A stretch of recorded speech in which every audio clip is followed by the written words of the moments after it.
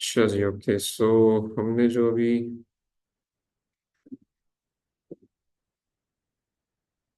बात जहाँ से हमने क्लोज की थी वहीं से हम स्टार्ट करते हैं।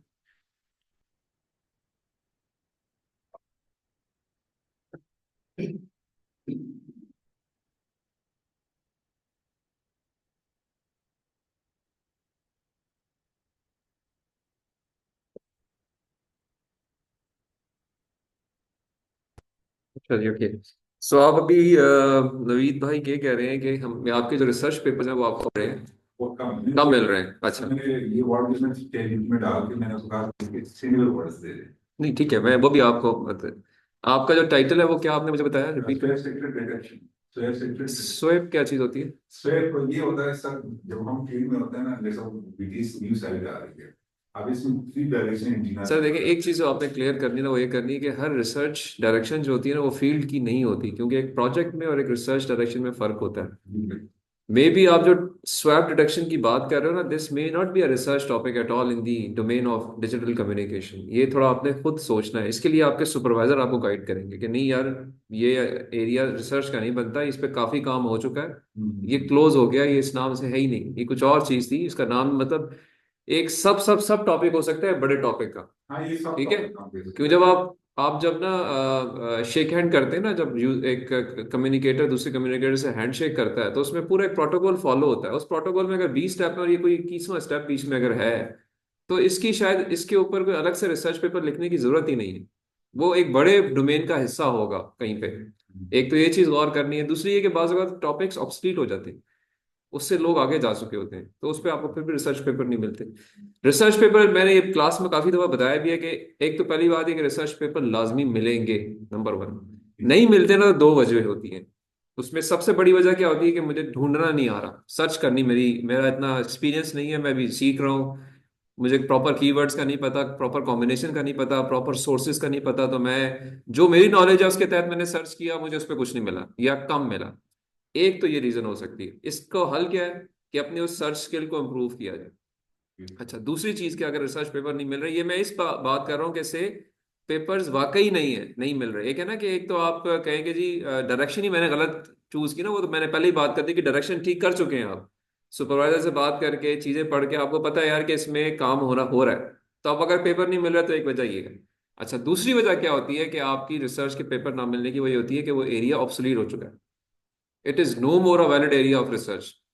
ठीक है, अब लोग अगर चले गए हैं आपके कॉग्निटिव रेडियोस के ऊपर, आपके सॉफ्टवेयर डिफाइंड रेडियोस के ऊपर, तो अभी जो classical techniques of digital communications थी वो इतनी वैलिड नहीं है, उस पर लोग रिसर्च अब करना छोड़ दिए उन्होंने। तो आपको तब भी रिसर्च पेपर्स नहीं मिलेंगे, अब आपको नए डोमेन में, नई डायरेक्शन में, नई एप्लीकेशंस में रिसर्च पेपर्स मिलेंगे। अब आपने अब इसको इस फैक्टर्स को फिल्टर कैसे अप्लाई करने हैं, आपके सुपरवाइजर को ऑनबोर्ड होना चाहिए। Who should also be a current researcher. ये ना हो कि वो खुद भी 20 साल पहले पीएचडी करके कहीं फील्ड में बैठा और उसने आज तक उसके बाद पेपर्स खोल के ना देखे हो तो उसको भी नहीं पता होगा। तो आप किसी ऐसे बंदे को ऑनबोर्ड करेंगे जो कि रिसर्च में इन हो, आपके डोमेन के अंदर, वो आपको गाइड करेगा। सर, मैंने जब ये टॉपिक स्टडी किया तो मेरा तो ये था कि एक प्रॉब्लम हमारे पास आती है, क्योंकि उसके लिए हमें फील्ड में जाना पड़ता है। फील्ड में जाके वो फिजिकली हम पे वो उसको वेरीफाई करते हैं ड्राइव टेस्ट से। ठीक है। तो मेरा ये आइडिया था कि चलो मैं इसको इम्प्लीमेंटेशन टूल लेकर के हम ऑफिस में बैठ के ही हमें आइडिया हो जाए कि हाँ भाई यहाँ पे सस्पेक्टेड है, ताकि हम उसको ट्राई यहाँ पे करें। सस्पेक्टेड क्या है? ये इशू एग्जिस्ट कर रहा है। कौन सा इशू? स्वैप का इशू एग्जिस्ट कर स्वैप जरा मुझे एक्सप्लेन करें ना, क्योंकि मेरा भी एरिया रहा कम्युनिकेशन है, मैंने तो नाम पहले नहीं सुना कभी भी जॉब का। है। हाँ, क्या स्वैप से क्या कहना चाह रहे हैं आप? मार्कर तो यहाँ पे नहीं पड़ा हुआ, लेकिन ये कि आप वैसे मुझे बता दें, आई कैन लिंक। आप मुझे बताएं ना स्वैप क्या कहना चाहते हैं, थ्योरेटिकली बताएं। सर, होता है ये जब हम ये फील्ड लीजिए। में। ये आपको वैसे अपने सुपरवाइजर से डिस्कस करना चाहिए जो आप मुझे बता रहे हो। अगर उससे आपने किया है कि नहीं किया ये मुझे नहीं पता, क्योंकि देखिए ऑफिस में बैठ के काम नहीं होते बहुत सारे। सर, ये आपको हमारे पास ये है कि ये हमारे पास सेक्टर्स है, एंटीना ABC। हाँ। ठीक है। अब फील्ड में जब वो इम्प्लीमेंटेशन करते हैं, वो लड़के क्या कर देते हैं कि यहाँ जो केबल कनेक्शन पीएचडी करके वो भीख ही दे देते हैं। मतलब ये इंजीनियर है हमारे, 3 इंजीनियर है, ठीक है, और यहाँ ये क्या कर लेते हैं, ये दे देते हैं। अब इन दोनों के केबल्स जो है ना वो मिसमैच हो गए। मतलब ये इंजीनियर ए है, आगे चले यहाँ फिर। पे केबल जो है ना वो बी का आ गया, ठीक। यहाँ पे ए का आ गया। ठीक। अब उससे होता है कि यहाँ पे ए सर्विंग दे देता है, ठीक है, और यहाँ पे बी सर्विंग करता है। अब होता क्या है कि हमने जो डीसी प्लानिंग की होती है ना, वो सारी हमने तो बी के हिसाब से की हुई है, यहाँ पे हमने ए के हिसाब से की हुई है। तो यहाँ पे शायद कोई और साइड इस तरह आ रही हो जिसपे फ्रीक्वेंसी क्लैश आ जाए। ठीक है। इससे ये हो जाता है कि हमारी जो केपीआई होते हैं ना वो डिग्रेड होना शुरू हो जाता है, और कस्टमर कंप्लेंट्स आना शुरू हो जाते हैं। लेकिन फिर हम करते क्या है कि हम फील्ड में बंदा भेजते हैं, वो जाके मैनुअल फिजिकली उसको मोबाइल के थ्रू देखता है, सॉफ्टवेयर जो हमारे पास अपने सॉफ्टवेयर है उसके थ्रू वो जजमेंट करता है कि यार ये यहाँ पे कौन सी किसकी सर्विंग आ रही है, यहाँ पे किसकी सर्विंग आ रही है। उसके बाद फिर हम जो अगली टीम होती है जो इम्प्लीमेंटेशन वाली थी उनको हम इन्वॉल्व करते हैं, और फिर वो जाके वो ये कनेक्शन ठीक कर सकते हैं। ठीक है, मैं अपनी स्टैटिस्टिक्स बेस पे मैं ऐसी मेथोडोलॉजी बनाना चाह रहा हूँ कि वो ऑफिस में बैठ के मुझे यहाँ से आइडिया हो जाए। सर देखिए, आपका जो प्रॉब्लम मुझे समझ आया ना, ये तो ये है कि इस पंखे को मैंने इस बटन से ऑन करना था और मैंने उस बटन को लिंक कर दिया। जी सर। तो ये तो रिसर्च प्रॉब्लम ना हुआ ना सर। सर वो सर ये मैं रिसर्च सब, प्रॉब्लम ना हुआ, हाँ मैं आपको इसमें क्लियर कर रहा हूँ कि ठीक है ये सर। रिसर्च प्रॉब्लम नहीं है, इस पे कोई तो ना सर पेपर फिर इसलिए अब नहीं मिल क्या रहा मैं आपको। टॉपिक पे चेंज करूँ या? जी, ये रिसर्च पेपर, ये तो आपकी फील्ड की ट्रबल शूटिंग है। हाँ तो एक्चुअली ट्रबल शूट प्रॉब्लम इस, हाँ, तो ये ये तो आपका से वो बंदे की ट्रेनिंग ही ठीक नहीं जिसने काम कर दिया है। इस केस में तो बंदा चेंज करें आप। ठीक है, नहीं बंदे सर को ये फायर करें जो ये काम कर रहा है। सर ये फ्रीक्वेंट वैल्यूज आते हैं नहीं वो ठीक है, लेकिन ये इशू उस बंदे की नालायकी की वजह से आ रहा है ना, जिसने ये काम किया हुआ जी है, तो सर। ये तो बंदा नालायक हुआ ना। तो बंदा नालायक को तो आप रिसर्च से ठीक नहीं कर सकते। लेकिन सर हमने देखिए मेरे घर में मैंने इलेक्ट्रिक कनेक्शंस कराने हैं पंखों के। जी सर। एक बंदा आगे उल्टे सीधे कनेक्शन कर जाता है, मैं उसको कहूंगा यार तू इधर खड़े हो जरा, जो मैं छत से नीचे फेंकूं पहले। ठीक है, उस पर तो रिसर्च पेपर नहीं ढूंढूंगा मैं। तो ये इधर प्रॉब्लम और है आपका। ठीक है सर, तो आप इसको ना टॉपिक चेंज करें, ठीक है। इस पे कुछ नहीं मिलेगा। और वो वैलिड रीजन है, इस पे बाकी कुछ मिलना भी नहीं चाहिए, क्योंकि ये तो आपका स्पेसिफिक प्रॉब्लम है। अब ये आई एम श्योर अगर आप थोड़ा अपना कौन एक्सप्लेन सी किया हो, ये आप किस ऑर्गेनाइजेशन में सर्व कर रहे हैं? मैं और हवावे में। अच्छा, हुआवे के ये सिस्टम्स होंगे ना जो आपने इंस्टॉल किए होंगे, किसी खास कंपनीज को दिए होंगे। कौन कौन यूज कर रहा है हुआवे के सिस्टम्स? सिंबाल यूज कर रहा है, मोबाइल यूज कर रहा है, और और अभी सिंबाल वो नहीं, मतलब से अगर मैं सैटेलाइट कंपनीज की बात करूं तो आप कह रहे हैं मोबिलिंक की इस्तेमाल, यानी जायज वाले इस्तेमाल कर रहे डेल यूज कर हैं, रहा है, जोंग वाले कर रहे हैं, डोंगा यूज कर रहा है, कर रहे हैं, और आपके ये यूफोन भी यूज कर रहा है। यूज कर रहा है, अच्छा, और अभी टेलीनार भी मर्ज हो यानी गया है। सारे पाकिस्तानी कंपनीज यूज कर रही हैं। अच्छा, अब ये आपने, चूंकि आपके लोग नलायक हैं, उन्होंने उन सबको ये तंग किया हुआ होगा। ठीक है, सर और क्या ये आपने सर्वे किया कि कुछ और कंपनीज भी दुनिया में हैं जो कि टेलीकॉम सर्विसेज देती होंगी, क्या ये मसले उनके पास भी आते हैं? सर अच्छा, तो फिर ये वो क्या करते हैं, वो क्या करते हैं, वो क्या करते हैं? वो अपनी टीम चेंज करते हो? नहीं ये नहीं करेंगे, बस ये ह्यूमन एरर है ये ह्यूमन आपको। एरर है ना सर, तो ह्यूमन एरर होता है ना, उस पर रिसर्च तो नहीं की जाती, वो तो फिर बंदे को ठीक किया जाता है। नहीं मैं ठीक है, कह रहा हूँ फिर कि उसको पीटी कराई जाती है, 112 1 2 कराया जाता है कि यार तो प्रॉब्लम सॉल्यूशन की जंप तरह से है। ऊपर जंप से नीचे ये काम किए जाते हैं, फिर उसके बाद तो इसका हल वो है। इसका हल रिसर्च नहीं है ना। तो अच्छा चले, खैर मतलब मैं आपकी प्रॉब्लम हम इसको कह सकते हैं लेकिन इसको हम रिसर्च रिसर्च नहीं कर सकते। तो ये आपका एक अपना लोकल प्रॉब्लम है जिसको आप through the better training of individuals ठीक कर सकते हैं। और there could be something else जो कि आप सोच रहे होंगे अगर, कि जी मैंने कोई कुछ इसमें मतलब ऑफिस हार्डवेयर। में बैठ के मुझे आइडिया हो गया कि यहाँ मुझे अब ऑफिस में बैठ के आइडियाज का कैसे होगा वो आई डोंट नो, वो सारी बात है। वो आपका एक लोकल ही प्रॉब्लम है ना, कि आप कैसे उसको आप एक्सप्लोर करोगे और वो क्या करोगे, लेकिन उसमें आपको रिसर्च पेपर्स नहीं मिलने चाहिए सूरन। तो बाकी ठीक है, आपकी सर्च वो बता भी रही है नहीं मिल रही। तो आपने अब करना ये कि आप देखें, आप डिजिटल कम्युनिकेशन, वायरलेस कम्युनिकेशन के परस्पेक्टिव से कोई टॉपिक ढूंढें। ठीक है। ठीक है, आप ये कर सकते हो जी कि मैंने एक एरिया में यूजर्स विद सम पावर जो हम दे रहे हैं वहाँ पे, जो सिग्नल की power strength, signal to noise ratio होती है उसको, वो स्टिल कम हो फिर भी I can accommodate more users, something like this. कोई ऑप्टिमाइजेशन स्ट्रेटेजी पे आप काम कर सकते हैं। हाँ वो भी हम करते तो रहते हैं। समथिंग लाइक दिस, उस पे आपको रिसर्च पेपर्स मिलेंगे। तो अब आपने थोड़ा डायरेक्शन चेंज करनी है। ठीक है। ठीक है, तो डायरेक्शन चेंज करेंगे तो आपकी आई एम श्योर कुछ बेहतर हो जाएगा। ठीक है मैं टॉपिक से लेकर के आगे तो बढ़ूँ। ये थोड़ा सा आपको इसको जरा रीवर्क करें। और अगेन देखें, काम शुरू करते हैं रिसर्च पेपर से। आपने एक चीज सोची ना, फिर आप पहले उस पे आ जाएंगे जी, इस पे रिसर्च पेपर एग्जिस्ट करता है तो मैं आगे जाऊंगा। नहीं तो मुझे वहीं पे उसको अनडूएबल कह देना चाहिए, या कि जी ये एक काम ऐसा नहीं है जो कि मुझे टेक ऑन करना चाहिए। Let's change, let's alter. तो थोड़ा सा इस डायरेक्शन में इसको जरा सोचें आप, तो आई थिंक कि होपफुली कुछ इसमें फायदा होगा। Okay ji, so I think आप करें ये, मैं आपको फर्दर गाइड करता हूँ कि आप जरा आप ना आज ही अभी एक्सप्लोर करना शुरू कर दें। ठीक है, और कुछ रिसर्च पेपर्स आप, आपकी एरिया ऑफ एक्सपर्टीज है वायरलेस कम्युनिकेशन, तो आप वायरलेस कम्युनिकेशन को सर्च करें। Optimisation strategies in wireless communication, इस टॉपिक को आप सर्च करें, and I am sure you will get lot of things. उनमें से फिर कुछ चीज शॉर्टलिस्ट करेंगे जी, ये एक ऐसी स्ट्रेटेजी है जो कि मेरे एरिया में, अब आप मैपिंग करें ना कि जी ये वो है जो कि शायद मेरे जॉब वाले पर्सपेक्टिव से भी अप्लाई हो सकता है। Let me explore this. ठीक है, सो आई थिंक कि इससे आपको बेहतर कुछ चीजें नजर आनी शुरू हो जाएगी। रिसर्चर की सबसे इंपॉर्टेंट क्वालिटी जो एक होती है ना, वही होती है कि वो लॉकडाउन नहीं हो जाता। यानी आपने ना वो हीट सीकर मिसाइल नहीं बनना कि जी बस हीट सिग्नल नजर आ गया तो मैं उसको लॉक ऑन कर जाऊंगा, बस इसी डायरेक्शन में जाना है, कोई राइट लेफ्ट नहीं होना। ये रिसर्चर नहीं है। रिसर्चर ये है कि researcher is open to any type of area, any type of available literature I would say, and you should be adaptable, you should change your direction based on the available scenario circumstances. अगर आप में ये quality आ जाएगी ना, तो फिर आप बहुत अच्छे तरीके से आगे जाएंगे। अगर आप हीट सीकर बन जाएंगे ना, तो फिर आप, हो सकता है कि आप वो ट्रक की बत्ती जो होती है पाकिस्तान में, उसके पीछे लग जाए और वो कहीं ना लेके जाए आपको, बस आप फिर वो एक डिसोरिएंट हो जाए और वो आपको अपने जाना हो लाहौर पहुंच जाए आप कर दूं। तो ये चीज थोड़ी सी आपने ख्याल करनी है। ठीक है, तो मैं आपको अब देखें एक और चीज भी आपने डिस्कस करें अपने काम। अब ये डिस्कशन अगर आपने उसे पहले हफ्ते में की होती तो मैं आपको पहले हफ्ते में क्लियर कर देता कि नहीं ये तो ठीक नहीं। तो आप थोड़ा सा ना डिस्कसिव नेचर ज्यादा होनी चाहिए। Come to the supervisor, talk to your colleagues and explore. मतलब थोड़ा सा आप इसमें करेक्शन के पर्सपेक्टिव से आप जितनी बात करोगे उतनी चीजें ठीक होती चली जाएगी। ठीक है, सो इसको थोड़ा सा देखिए, आज ही इसको फाइनलाइज करें ताकि आप मजीद लेट ना हो फिर। ठीक है,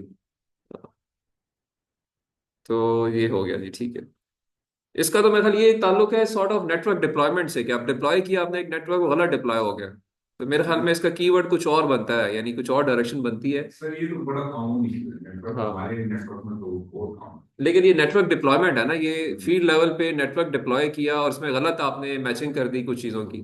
that is something like this. तो ये it's more related to the troubleshooting of that network then, कि जी नेटवर्क खराब हो गया, अब ट्रबल शूट करना है, तो उस ट्रबल शूटिंग की मैं क्या मोस्ट इफेक्टिव स्ट्रेटेजी हो सकती है। तो इस पर तो आई एम श्योर हुआवे ने अपनी भी कुछ स्ट्रेटेजीज डिफाइन की भी होंगी कि यार कि अगर ये हो जाए तो इसको इस तरीके से चेक करके काउंटर करके ठीक करें आप, समथिंग लाइक दिस। तो again it is not a research topic, it is more of troubleshooting. तो troubleshooting is always by actually doing it, because वो लिमिटेड टू दैट लोकल, उसका scope limited होता है ना, वो सिर्फ आपसे हो सकता है इसी रीजन में इसी एरिया में हो, तो उसको बाकी दुनिया को तो कोई गर्ज नहीं है कि यार ये क्यों कर रहे हैं या क्या करने की जरूरत है कि नहीं। इसलिए लोग रिसर्च पेपर वो लिखते हैं जो कि दुनिया भर में एप्लीकेबल हो। तो इसलिए डायरेक्शन इसकी थोड़ी सी आपको आई एम श्योर तंग कर रही है, बट ये कि ठीक हो जाएगी। आज ही आज डिस्कस करें, विल करेक्ट इट। ठीक है, अच्छा जी, let's go to the bit of explanation on various aspects। ये एक रिसर्च प्रोसेस है जिसपे हमने जाना है, और मैंने आपको ये कहा था कि जी जो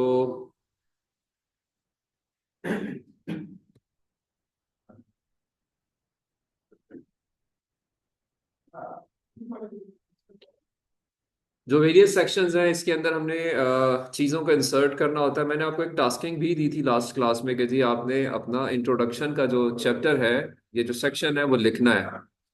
I hope you remember that. तो वो आप उस पर बिल्ड करते जाएं। आई एक्सपेक्ट कि अभी हम लिटरेचर रिव्यू को भी डिस्कस करेंगे कि वो कैसे लिखना है, तो अकॉर्डिंगली वो चीज़ ऐड हो जाएगी। बट इंट्रोडक्शन में मैंने आपसे कहा था कि पंच लाइंस हैं कुछ, आपने नोट की होंगी, 3 पंच लाइंस बताई थी, और मैंने कहा था कि अपने रिसर्च पेपर्स को आप इसके अंदर आप फिल इन करें अलॉन्ग विद देयर रेफरेंस। तो किसी ने किया है या नहीं किया आप में से? Anyone who has done? Introduction लिखा है लेकिन सर अभी इसको फॉर्मुलेट ही क्या पार्ट मतलब वो भी जनरली पंच लाइन्स के लिए हाथ से करें ना, तो चलें, you can take one more week, करें इसको हम नेक्स्ट वीक में, इसको हम आपसे, मैं दोबारा डिस्कस करूंगा। No need to submit at the moment, just keep accumulating the things and we will take your stuff once, maybe in the 15th week. But introduction section पे हमने बात कर ली थी, हम बाकियों पे आहिस्ता आहिस्ता आएंगे। मैंने उनकी आपको कुछ एस्पेक्ट्स क्लियर किए थे कि किससे क्या चीज निकलती है लिखते हुए। इसको बंद कर दे।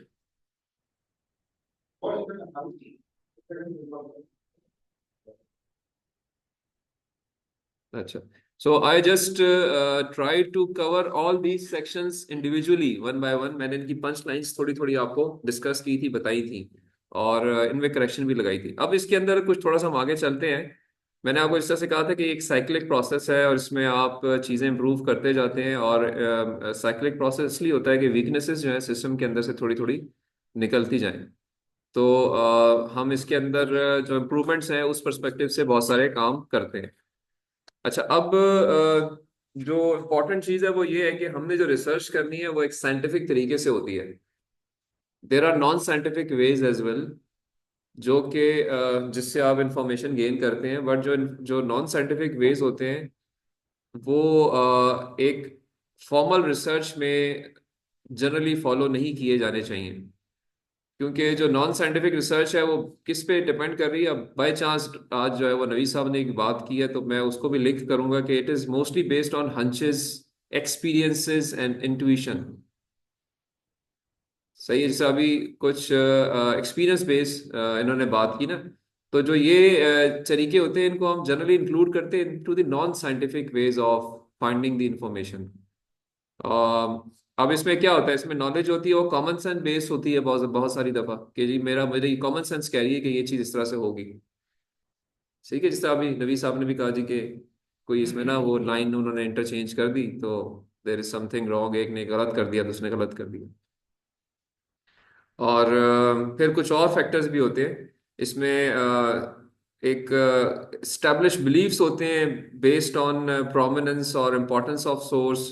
से अगर इनको नवीद साहब को किसी एक एक्सपीरियंस टेक्नीशियन ने ये बता दिया तो ये मान जाएंगे बगैर कुछ किए हुए। मुझे आपको आपका बॉस कुछ कह देगा तो आप कहेंगे हाँ जी ठीक कह रहा है ये, आप तो उसको चैलेंज तो नहीं करेंगे।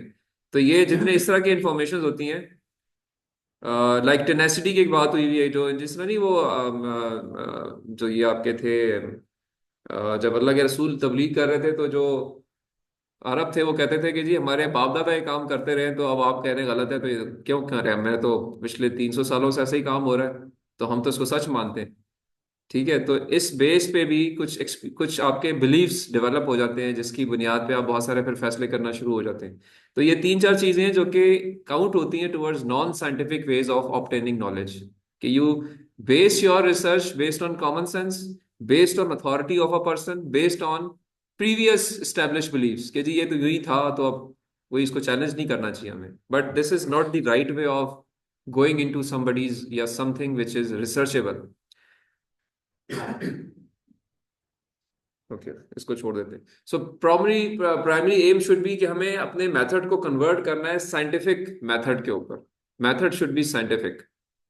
अच्छा, साइंटिफिक मेथड के लिए जो कहा जाता है ना कि दुनिया में ये काम शुरू कब हुआ था, क्योंकि बहुत सारे ये चीजें ना ये हमेशा से, ये आज भी चल रही हैं ये। ठीक है, कि हम इस पर बहुत सारी अपनी चीजों को बेस कर देते हैं और कंक्लूजन्स ड्रॉ कर लेते हैं based on common sense, somebody's authority, somebody's seniority, somebody है जी, कहते हैं ना सीनियर इज इंजीनियर, जो कह रहा है बस ठीक कह रहा है जी। और बस ये पुराने बिलीव्स हैं हमारे, मेरे बाप ने, मेरे बाप, मेरे दादा ने, मेरे परदादा ने यूं ही किया तो अभी तुम कैसे कह, या हम कैसे कह सकते हैं जी गलत होगा। तो this is something which is called non scientific. Scientific method में जो सबसे पहला तरीका जिसे कहा जाता है कि जो हु वाज दी वन जिसने दुनिया को इस तरफ लेकर आया, वो था गैलीलियो गैलीली, जिसको कहते हैं हम father of modern science. Basically he was Italian physicist. आपने ये पीसा टावर शायद देखा भी होगा, कोई किसी ने विजिट किया, एटलीस्ट पिक्चर्स में तो जरूर देखा होगा, बहुत फेमस है। तो इसने यहाँ पे एक एक्सपीरियंस किया था, लीनिंग टावर ऑफ पीसा के ऊपर एक एक्सपेरिमेंट किया था। इसने दो आयरन बॉल्स ड्रॉप की थी ऑफ डिफरेंट वेट्स। पहले लोग ये बिलीव करते थे कि अगर हल्की चीज ऊपर से फेंकी जाएगी तो वो जल्दी नहीं गिरेगी, भारी चीज जल्दी गिर जाएगी। ठीक है, मतलब ऊपर से अगर मैं अरशद साहब को फेंकूं और नवीद साहब को फेंकूं तो नवीद साहब पहले गिरेंगे और रशिया साहब बाद में गिरेंगे। ये एक फीलर था कि जी ये यूं ही है, क्योंकि हल्की हल्का बंदा है वो लेट आएगा, भारी बंदा है वो जल्दी आएगा। लेकिन ही प्रूव कि नहीं, इसके पीछे ये वजह नहीं है, इसके पीछे वजह जो है कुछ और फैक्टर्स है, पूरे एक साइंटिफिक एनवायरनमेंट है इस पर्टिकुलर सिनेरियो के अंदर। एयर प्रेशर्स हैं जिसकी वजह से बंदे का जो एरियल एरियल रकबा होता है वो है, जिसकी बेस पे कुछ रेजिस्टेंसेस क्रिएट होती हैं, जो कि ये चीज जिसकी वजह से ऐसा होता है। अदरवाइज अगर ये रेजिस्टेंसेस ना हो तो जो चीज भी ड्रॉप होगी वो एक साथ नीचे आएगी, इसमें कोई प्रॉब्लम नहीं। सो इस पे एक बड़ा अच्छा एक्सपीरियंस, ये बीबीसी की एक वीडियो भी है छोटी सी, जिसको हम देखें तो बड़ी इंटरेस्टिंग है कि इन्होंने इसको अभी लास्ट ईयर में एक दफ़ा रिपीट किया है, just to commemorate the memory of that guy जिसने इस चीज़ को इंसानों के अंदर लेकर आया कि जब आप एक काम करने जा रहे हो तो उस पूरी सिचुएशन को आपने इवेलुएट करना है, और कुछ चीज़ों की बेस पे डिसीजंस नहीं दे देने, बल्कि 100% कंसिडरेशंस जो है वो करनी है, सारे कंस्ट्रेंट्स, सारे प्रॉब्लम्स, सारे वेरिएबल्स की। सो एक बड़ी इंटरेस्टिंग सी वीडियो, मे बी आपने देखी भी हो शायद।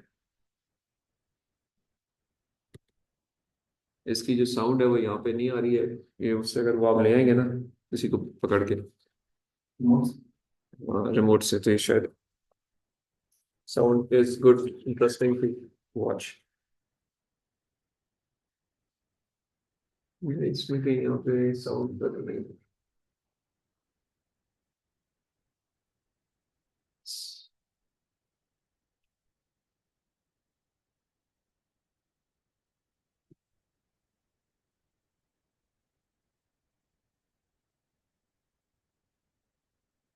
सो let me search a topic for you, जब तक ये आता है हम आप सर्च करते हैं। इससे मैं कहता हूँ जी,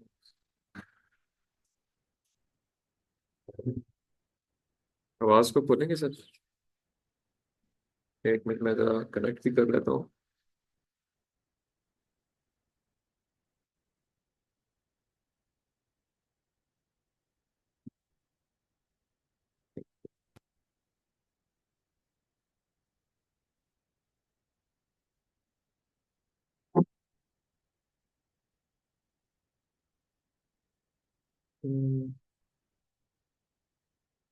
आवाज बढ़ाए।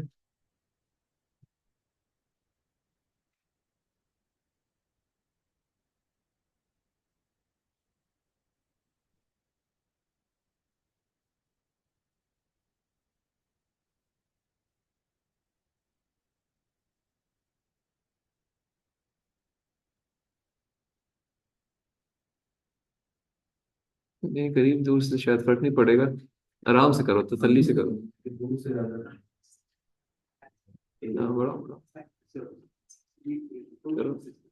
And that they put that aluminium to make the radiation easy to deal with. Aluminium is not the best thing, the strongest material बस to build a vacuum chamber out of. So they built out a concrete skin, which is part radiation shielding, ये देखी भी आपने clip? अच्छा चलें, let's and छोटी सी clip. part an external pressure vessel. So this thing can take the force that's pressing on the outside when it's pumped. ठीक है, इसमें भी यही आ रही है।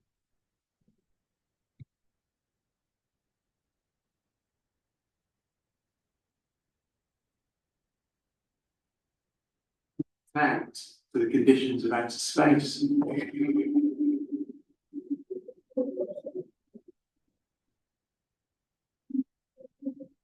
Galileo's experiment was simple. He took a heavy object and a light one and dropped them at the same time to see which fell fastest.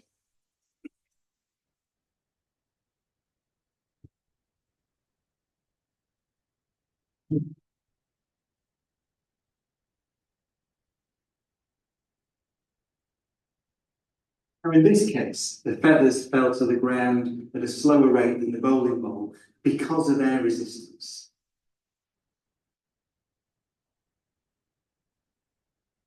So, in order to see true nature of gravity, we have to remove the air.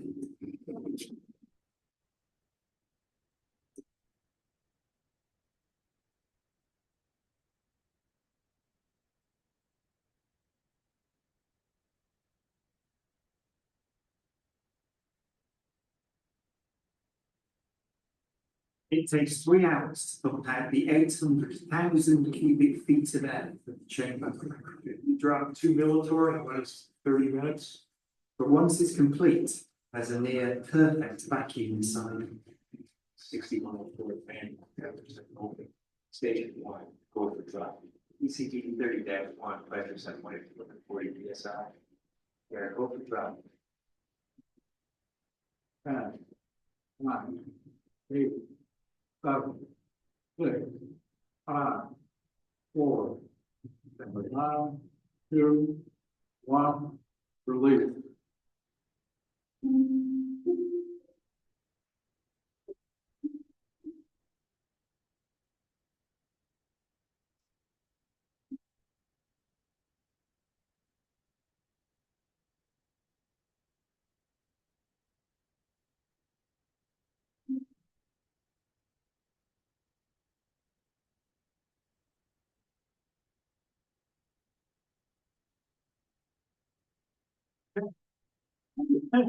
That.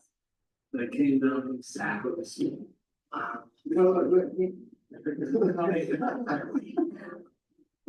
Exactly what I was saying. Exactly right. Well, nothing. That's just.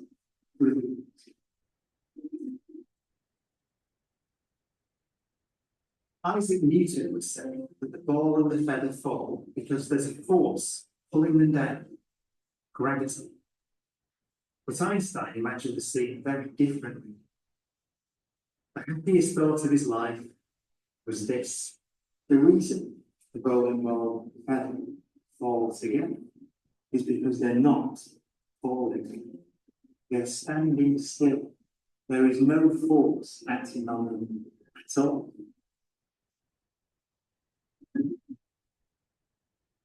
He reasoned that if you couldn't see the background, there'd be no way of knowing that the ball and the feathers were being accelerated towards the earth. So he concluded they weren't. ठीक है जी, interesting. तो अब देखिए इतना बड़ा setup जो है ना सिर्फ एक्सपेरिमेंट को वेरीफाई या कहेंगे रिपीट करने के खातिर जो है दे डिड इट। खैर, तो पॉइंट क्या है कि जी whatever work we are doing we should be thinking के ये एक साइंटिफिक तरीका होना चाहिए जिसके पीछे सारे सिनेरियोज को कंसिडरेशन जो है वो होनी चाहिए, तब इट कैन बी वेरीफाइड या निगेटेड, और अकॉर्डिंगली जो है वो अपने कंक्लूजन्स ड्रॉ करने चाहिए हमें। ओके, सो इनफैक्ट हाइपोथेसिस उसका क्या था? आप में से कुछ लोग प्रोजेक्ट मैनेजमेंट के होंगे कि he wanted to test his hypothesis that the forces acting on a falling object were independent of the object wait.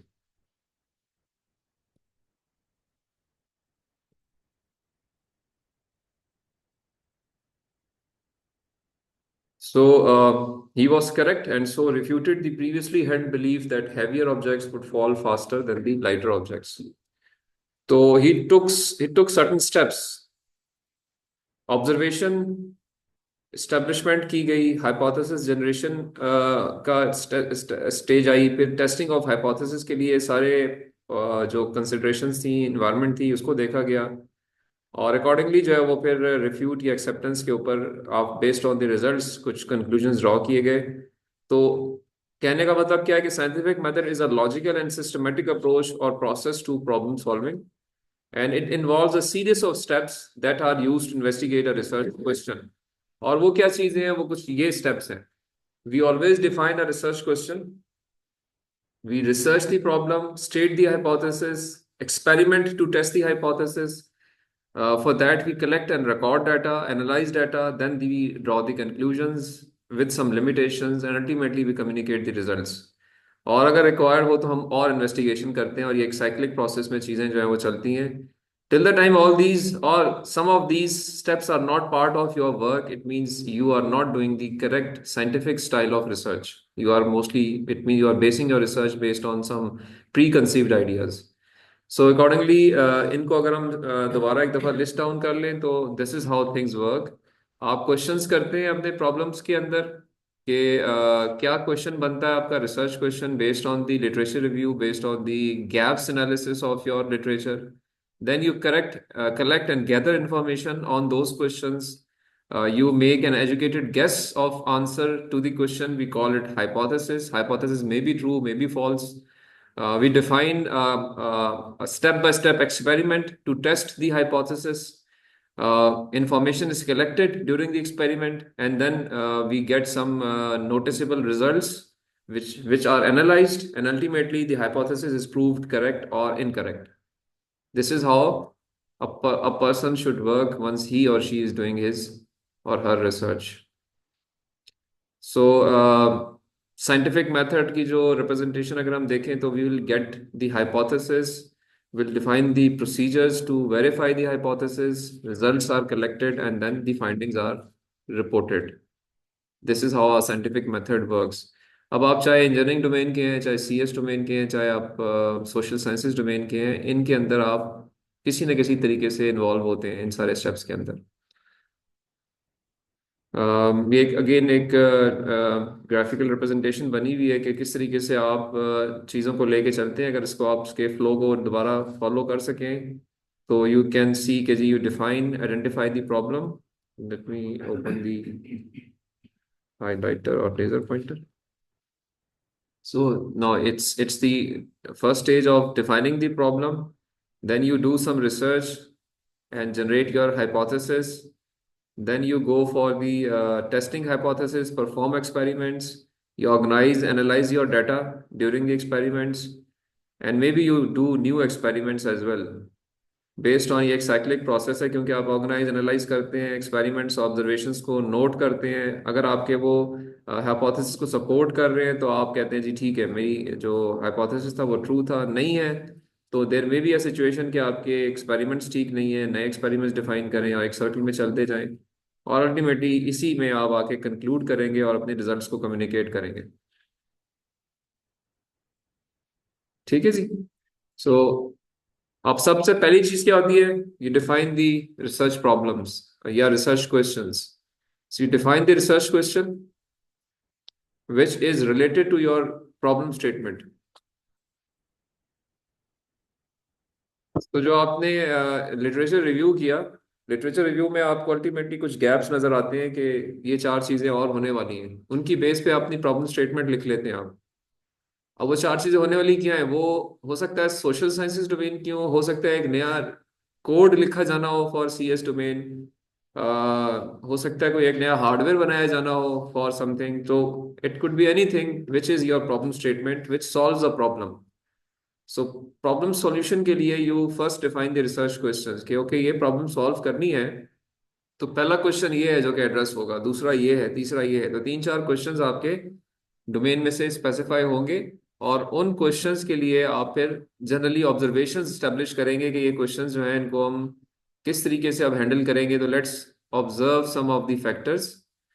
So based on the research questions then you collect data, you review papers.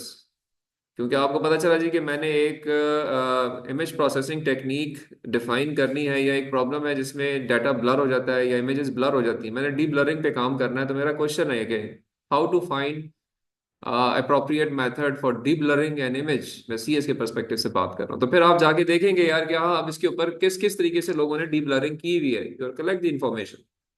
So you see, चाहे आप engineering domain के हैं चाहे आप social sciences domain के हैं, हमेशा research questions निकलेंगे.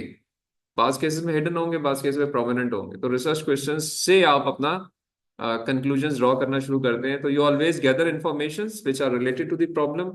You read papers, observe real life situations. You start collecting you're deciding about the population which are being affected by that solution.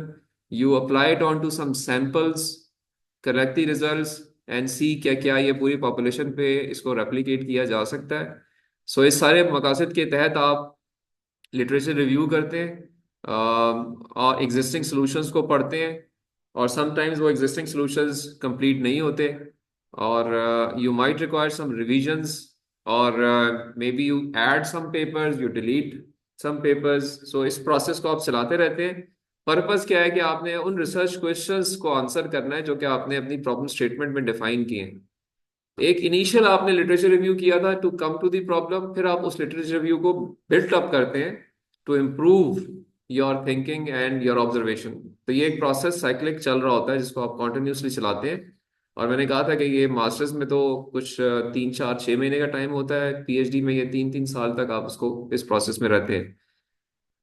अब वो लिटरेचर रिव्यू जो है, it may yield you some solution, this may give you a correct thing, right direction. और अगर उसमें कुछ नहीं है और आप समझते हैं कि जी गैप्स और हैं, तो आप फिर उन गैप्स के पर्सपेक्टिव से अपने आप को अलाइन करते हैं।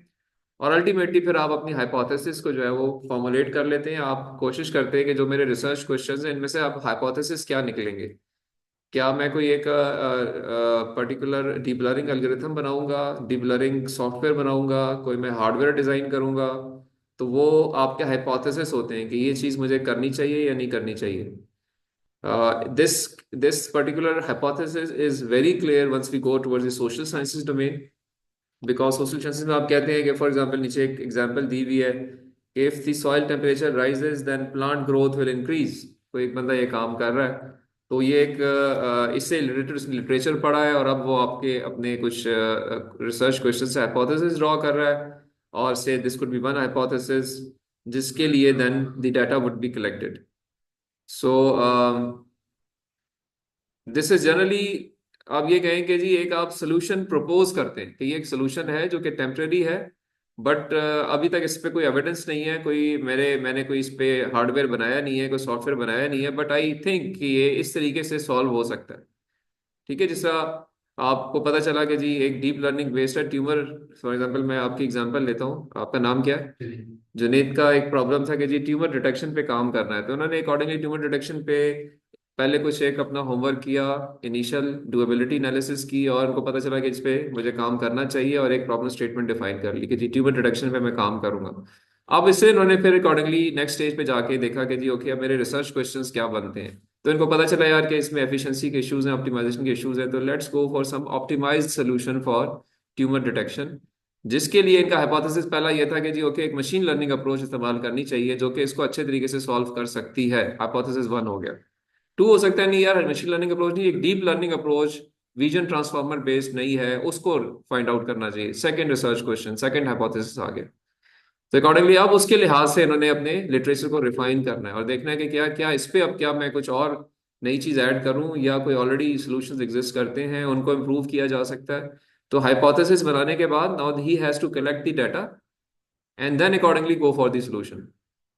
सो कोई एक वाजे लाइन शायद ना हो, लेकिन यू कैन ऑलवेज लिंक कि जी ये चीजें जो है वो आपस में कुछ ना कुछ ताल्लुक रखती हैं, जिसमें हम एक प्रॉपर एक तरीके से क्या चीज डिफाइन क्या करें, साइंटिफिक मेथड बता रहे हैं ना कि तरीका क्या है जी कि आपने पहले अपने आप को फॉर्मलाइज करना है रिसर्च के साथ, अपने प्रॉब्लम को डिफाइन करना है, प्रॉब्लम से रिसर्च क्वेश्चंस निकालने हैं, रिसर्च क्वेश्चन से हाइपोथेसिस पे जाना है, हाइपोथेसिस एक्सपेरिमेंट डिफाइन करके टेस्टिंग करनी है। अगेन आप कोड लिखोगे, टेस्ट करोगे, रिजल्ट्स आएंगे, आप नहीं कहेंगे नहीं यार ये मशीन लर्निंग ठीक नहीं करी या ये एल्गोरिथम ठीक नहीं करा, कुछ और करें, कुछ और करें, नई चीज करें। तो testing, validation, cancellation, revisiting, ultimately आप वो एक स्टेप एक साइक्लिक प्रोसेस में पढ़ते रहेंगे और अपने आप को इम्प्रूव करते रहेंगे। अल्टीमेटली वो फिर हाइपोथेसिस प्रूफ हो जाएगा कि जी ओके आपको अल्टीमेटली वो कोड मिल जाएगा कि जी ये पर्टिकुलर मशीन लर्निंग एल्गोरिथम इसको कर रहा है, डीप लर्निंग वाला नहीं कर रहा। क्योंकि आप कंपैरिजन ड्रॉ करते हैं ना बाद में जाके परफॉर्मेंस एवेल्यूएशन करते हैं, तो पता चलता है नहीं यार ये जो मैथमेटिकल तरीका था सॉल्व करने का वो तो यहाँ वैलिड नहीं हुआ, वो मेरा रिसर्च क्वेश्चन का हिस्सा था, हाइपोथेसिस था, एक हाइपोथेसिस 3 था कि जी एक मैथमेटिकल अप्रोच इस्तेमाल करें, वो नहीं वेरीफाई हुआ। अल्टीमेटली ये एक तरीका है जो कि मशीन लर्निंग बेस्ड है। It is simple deep artificial neural network जिसमें 3 लेयर्स हैं और हर लेयर में 10 10 न्यूरॉन है। और ये जो मेरा इशू है इसमें 10 एक्टिवेशन फंक्शन इस्तेमाल करें और train LM training rule use करें जिसको बैक प्रोपेगेशन लर्निंग रूल कहते हैं, तो ये मसला सॉल्व हो जाता है। तो अल्टीमेटली वो सारे हाइपोथेसिस के अंदर से आपने अपने एक हाइपोथेसिस को वेरीफाई किया, बाकियों को निगेट कर दिया और अपने सोल्यूशन को फिर प्रेजेंट कर दिया। तो ये है from the CS perspective. From the engineering management perspective या प्रोजेक्ट मैनेजमेंट परस्पेक्टिव आप कुछ इस तरह के क्वेश्चंस और हाइपोथेसिस डिफाइन करेंगे जो यहाँ मेंशन्ड है। अल्टीमेटली आप फिर कुछ वेरिएबल्स डिफाइन करेंगे, वो हर कोई डिफाइन करता है फॉर टेस्टिंग ऑफ हाइपोथेसिस। अब इसमें जो वेरिएबल जनरली प्रोजेक्ट मैनेजमेंट में हम यूज करते हैं उनमें कंट्रोल्ड वेरिएबल्स होते हैं, कुछ मैनिपुलेटेड वेरिएबल्स होते हैं, कुछ रिस्पॉन्डिंग वेरिएबल्स होते हैं। और अगर हम इनको डिफाइन करें तो variables are all those factors which may be changed during the experiments. Control variables कौन से होते हैं? Which remain constant. There are variables which remain constant, do not change them, so you call them controlled variables. Whereas for manipulated variables, they are called the independent variables. Factors in an experiment that a scientist purposely changes. So independent क्या होता है कि y equals to f of x, mathematical equation है y equals to f of x।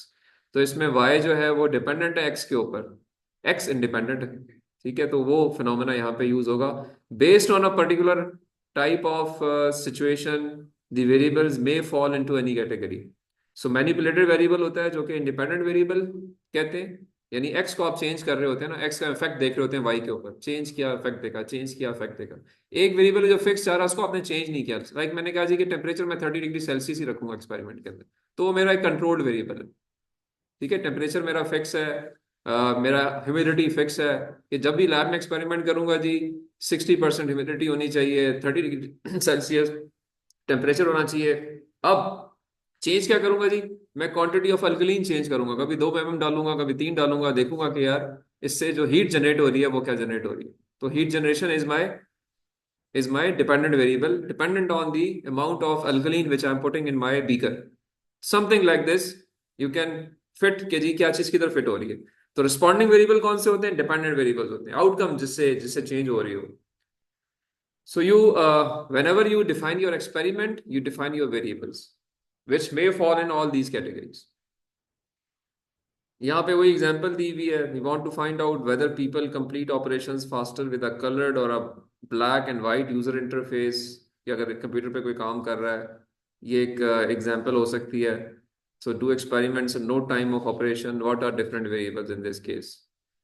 ये एक case studies type की जा सकती है कि अगर ऐसा एक हाइपोथेसिस आपने फॉर्मुलेट किया है कि लोग डिफरेंट कंप्यूटर सिस्टम्स पे काम कर रहे हैं, कलर्ड स्क्रीन पे काम कर रहा है, ब्लैक एंड वाइट इंटरफेस पे काम कर रहा है, तो कौन काम जल्दी करेगा।